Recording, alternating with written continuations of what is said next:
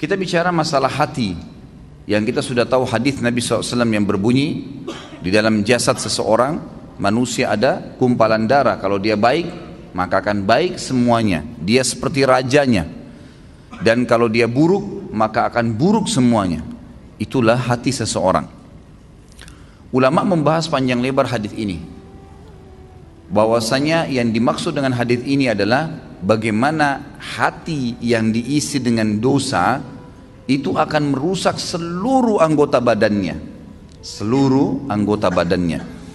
Jadi kalau misal ada satu saja penyakit hati, apa saja sifatnya, baik itu riya kah, iri dan dengki kah, apa saja, maka dipastikan itu akan merusak anggota tubuh dia. Artinya dari sisi penampilannya pun akan terganggu.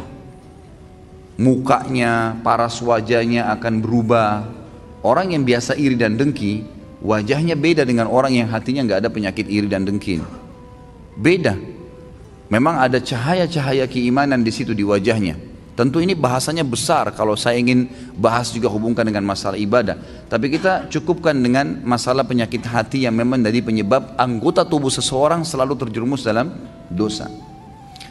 Efek besar sekali terhadap hati yang diisi dengan kemaksiatan itu akan berpengaruh kepada fisik dia, dari rambut sampai ke kaki. Subhanallah, pada saat ulama hadis dengan pekahnya menjelaskan kenapa Nabi SAW pada saat meninggal, mohon maaf ini kalau teman-teman yang punya uban, gitu kan?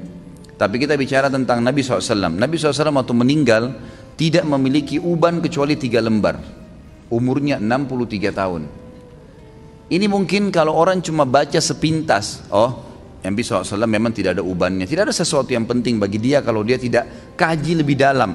Tapi kalau kita kaji lebih dalam sebagaimana sebagian ulama hadis, mereka mengatakan apa sebabnya Nabi SAW tidak memiliki uban kecuali 3 lembar di umur 63 tahun. Sementara banyak manusia umur 30 tahun, 40 tahun sudah ubanan. Dan secara ilmiah terbukti uban itu datang karena banyaknya beban pikiran. Kalau tidak, maka ada kesalahan teknis dari penggunaan zat-zat ilmiah di rambutnya. Itu mungkin. Jadi kalau kayak sekarang gonta-ganti sampo mungkin atau apa saja itu juga bisa jadi pemicu. Tapi umumnya orang yang selalu beban pikirannya banyak, apalagi kalau berhubungan dengan penyakit hatinya, iri dan dengki, selalu hasut dengan orang, kok bisa ya dia dapat jabatan, kok bisa ya dia punya mobil, kok bisa ya dia punya istri seperti itu, suami seperti itu ubannya luar biasa tuh. Mohon maaf kalau yang punya uban ya, saya bukan menyinggung, tapi ini sebuah penelitian ilmiah. Kenapa Nabi SAW seperti itu keadaannya, gitu kan? Ternyata ada penelitian yang dihubungkan dengan teknologi sekarang, itu berhubungan sekali. Nabi SAW dikatakan dalam hadis Bukhari oleh Aisyah radhiyallahu anha, Nabi SAW tidak pernah marah kecuali hukum Allah dilanggar. Kalau yang berhubungan dengan urusan dunia, nggak pernah beliau marah. Lebih banyak memaafkan. Sampai ada seorang sahabat datang mengatakan, ya Rasulullah, saya punya kebun nih, pegawai saya banyak, sering buat salah. Yang kurma disortir salah sortirannya, yang diturunkan tunda waktunya, mestinya harus panen sekian banyak, ditunda besok dan seterusnya, banyak masalah nih. Berapa kali kami harus maafkan pegawai kami? Apa jawaban Nabi SAW? Maafkan mereka walaupun sampai 70 kali. Bukan keluarkan, pecat. Nabi SAW lebih lari kepada masalah memaafkan. Ternyata orang kalau lebih mendahulukan untuk sudahlah maafin, ya sudah ikhlaskan, semua berhubungan dengan masalah hatinya ini, itu berpengaruh kepada organ tubuh semuanya. Subhanallah, ketegangannya gitu kan, stres, semuanya itu akan hilang karena dia pelongkan.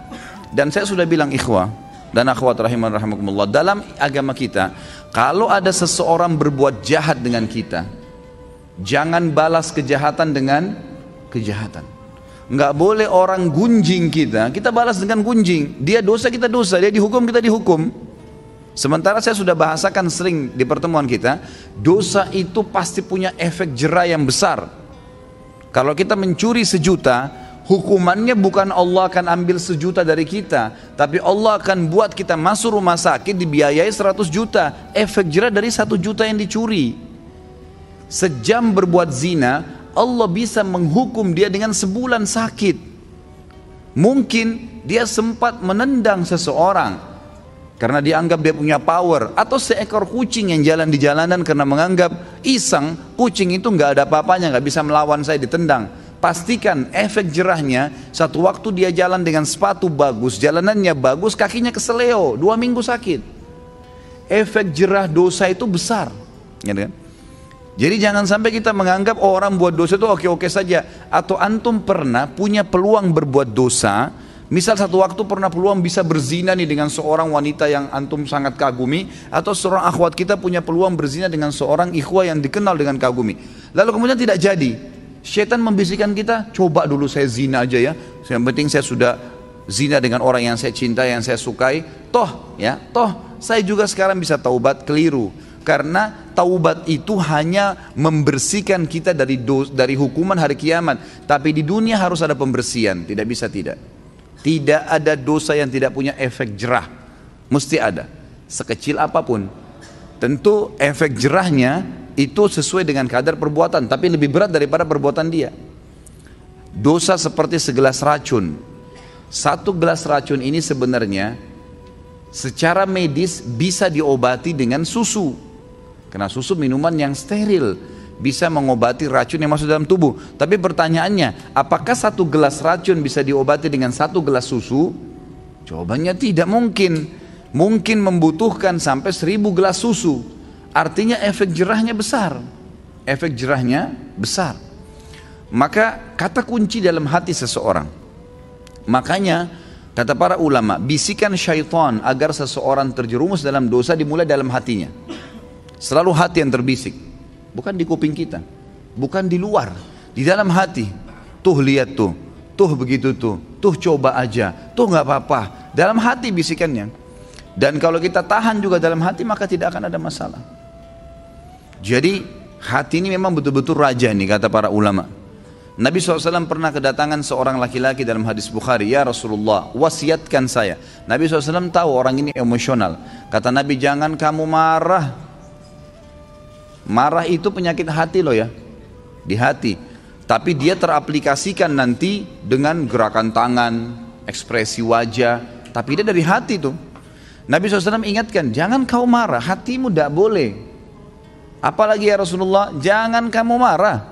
Apalagi ya Rasulullah, jangan kamu marah. Nabi SAW, kata para ulama hadis, seringkali memberikan nasihat sahabat sesuai dengan keadaan yang sedang dihadapi oleh orang itu. Jadi makanya kita pun sebagai umat Nabi SAW tidak mengambil hukum spontan dari sebuah hadis, karena itu per kasus di zaman Nabi SAW, gitu kan?